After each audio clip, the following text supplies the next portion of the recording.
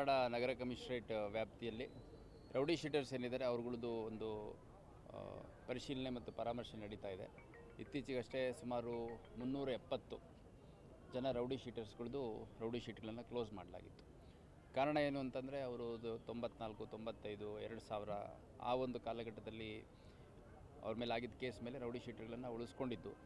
ಅದ್ರ ಜೊತೆಗೆ ಯಾರು ಇನ್ಯಾಕ್ಟಿವ್ ಇದ್ದಾರೆ, ಏಜ್ಡ್ ಆಗಿದ್ದಾರೆ, ಆಮೇಲೆ ಸನ್ನಡತೆಯಿಂದ ಇದ್ದಾರೆ, ಮುಖ್ಯವಾಹಿನಿಯಲ್ಲಿ ಜೀವನ ಮಾಡ್ತಾ ಇದ್ದಾರೆ, ಅವರೆಲ್ಲರದ್ದು ಸುಮಾರು ಒಟ್ಟು 370 ಜನರ ರೌಡಿ ಶೀಟನ್ನು ಕ್ಲೋಸ್ ಮಾಡೋಂಥದ್ದು ಮಾಡಿದ್ದೀವಿ. ಅಂದರೆ ಸರಿಸುಮಾರು ನಮ್ಮಲ್ಲಿ 1750 ಇತ್ತು. ಅದರಲ್ಲಿ 100 ಈ ವರ್ಷ ಹೆಚ್ಚುವರಿಯಾಗಿ ಓಪನ್ ಮಾಡಿದ್ದೀವಿ. ಯಾವ 307 ಸೇರಿದಂತೆ ಬೇರೆ ಬೇರೆ ಪ್ರಕರಣಗಳಿದ್ವು ಅದರಲ್ಲಿ. ಮತ್ತು 370 ನಾವು ಕ್ಲೋಸ್ ಮಾಡಿದ್ದೀವಿ. ಈಗ ಒಟ್ಟಾರೆ ಸುಮಾರು 1400 ರೌಡಿ ಶೀಟರು ನಮ್ಮಲ್ಲಿ ಇದ್ದಾರೆ.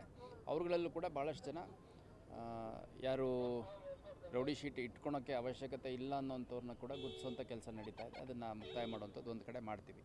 ಅದ್ರ ಜೊತೆಗೆ ಒಂದೆರಡು ಘಟನೆಗಳು ಇತ್ತೀಚೆಗೆ ನಡೀತು. ಅದರ ಹಿನ್ನೆಲೆಯಲ್ಲಿ ನಿನ್ನೆ ರಾತ್ರಿ ರೌಡಿ ಶೀಟರ್ಗಳ ಮನೆಗೆ ನಾವು ಪರಿಶೀಲನೆ ಮಾಡಿ ಎಲ್ಲೆಲ್ಲಿ ಅವ್ರ ಮನೆಗಳು ಸರ್ಚ್ ಮಾಡಬೇಕು ಅನ್ನೋ ಅವಶ್ಯಕತೆ ಬೀಳುತ್ತೆ ಅಲ್ಲೆಲ್ಲ ಸರ್ಚ್ ಮಾಡಿ ಒಟ್ಟು ಸುಮಾರು 1158 ಜನರನ್ನು ನಾವು ತಪಾಸಣೆಗೆ ಒಳಪಡಿಸಿದ್ದೀವಿ.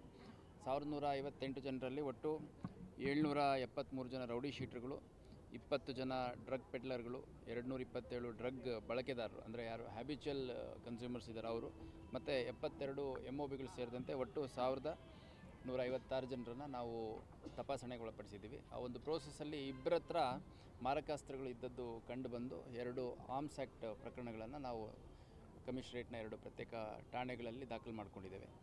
ಮತ್ತು ಸುಮಾರು 80ಕ್ಕೂ ಹೆಚ್ಚು 2 ವೀಲರ್ಗಳನ್ನು ನಮ್ಮವರು ವಶ ತೊಗೊಂಡು ಆ ಗಾಡಿಗಳು ಯಾರು ರೌಡಿ ಶೀಟರ್ಗಳು ಉಪಯೋಗಿಸ್ತಿದ್ದು ಯಾರ ಹೆಸರಲ್ಲಿದೆ ಏನು ಅನ್ನೋಂಥದ್ದು ಪರಿಶೀಲನೆ ಮಾಡ್ತಾ ಇದ್ದಾರೆ.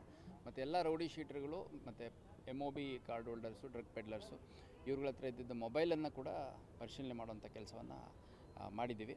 ಒಟ್ಟಾರೆಯಾಗಿ ಹುಬ್ಬಳ್ಳಿ ಧಾರವಾಡ ನಗರದಲ್ಲಿ ಯಾವುದೇ ರೀತಿ ಅಹಿತಕರ ಘಟನೆ ನಡೀಬಾರ್ದು, ಮತ್ತು ಯಾರೂ ಈ ವೆಪನ್ ಉಪಯೋಗಿಸುವಂಥದ್ದು ಚಾಕು ಚೂರಿ ಇರ್ಬೋದು, ಲಾಂಗು ಮಚ್ಚೆಗಳಿರ್ಬೋದು ಅಥವಾ ಬೇರೆ ಯಾವುದೇ ರೀತಿ ಮಾರಕಾಸ್ತ್ರಗಳನ್ನು ಉಪಯೋಗಿಸಬಾರ್ದು ಅನ್ನೋ ನಿಟ್ಟಿನಲ್ಲಿ ಮತ್ತು ಈ ರೌಡಿ ಆಸಾಮಿಗಳ ಚಟುವಟಿಕೆ ಅದರ ಮೇಲುಸ್ತುವಾರಿ ಮಾಡುವಂಥ ಉದ್ದೇಶದಿಂದ ಇದು ಠಾಣಾವಾರು ಮಾಡಿದ್ದಾರೆ.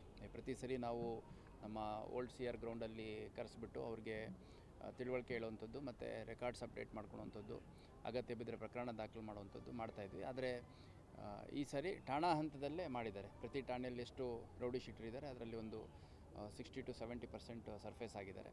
ಈ ರೌಡಿ ಶೀಟರ್ಗಳು ಕೆಲವು ಸರಿ ಏನಾಗುತ್ತೆ, ಈ ಥರ ರೌಡಿಗಳ ಮನೆಗಳು ಚೆಕ್ ಮಾಡ್ತಾರೆ ಅಥವಾ ರೌಡಿ ಶೀಟರ್ಗಳನ್ನ ಪರಿಶೀಲನೆ ಮಾಡ್ತಾರೆ, ಪೆರೇಡಿಗೆ ಕರೀತಾರೆ ಅಂತಂದ ಕೆಲವರು ನಾಪತ್ತೆ ಆಗುವಂಥ ಸಾಧ್ಯತೆ ಇರುತ್ತೆ. ಸೊ ಅಂಥವ್ರನ್ನ ಕೂಡ ಅವ್ರ ಆ್ಯಕ್ಟಿವಿಟಿಯನ್ನು ವಾಚ್ ಮಾಡಲಿಕ್ಕೆ ಹೇಳಿದ್ದೀನಿ. ಮತ್ತು ಸುಮಾರು 100ಕ್ಕೂ ಹೆಚ್ಚು ಜನ ಜುಡಿಷಿಯಲ್ ಕಸ್ಟಡಿಯಲ್ಲಿದ್ದಾರೆ, ಅಂದರೆ JCಯಲ್ಲಿ ಇದ್ದಾರೆ. ಅವ್ರುಗಳದ್ದು ಕೂಡ ಮಾಹಿತಿಯನ್ನು ಕಲೆ ಹಾಕುವಂಥದ್ದು ಮತ್ತು ಪ್ರಮುಖ ಪ್ರಕರಣಗಳಲ್ಲಿ ಜೈಲಲ್ಲಿ ಇರುವಂಥ ಆರೋಪಿಗಳು ಯಾರಿದ್ದಾರೆ ಅವ್ರನ್ನ ಯಾರು ಭೇಟಿ ಮಾಡ್ತಾರೆ, ಯಾವ ಕಾರಣಕ್ಕೆ ಭೇಟಿ ಮಾಡ್ತಾರೆ ಅದನ್ನು ಕೂಡ ಪರಿಶೀಲನೆ ಮಾಡುವಂಥ ಕೆಲಸ ಮಾಡ್ತಾರೆ. ಸರ್, ಈಗ ಮೊನ್ನೆ ನಡೆದ ಗ್ಯಾಂಗ್ ವಾರಕ್ಕೆ ಸಂಬಂಧಪಟ್ಟಂಗೆ ಪ್ರಮುಖ ಆರೋಪಿಗಳನ್ನ ಏನಾದರೂ ಗಡೀಪಾರು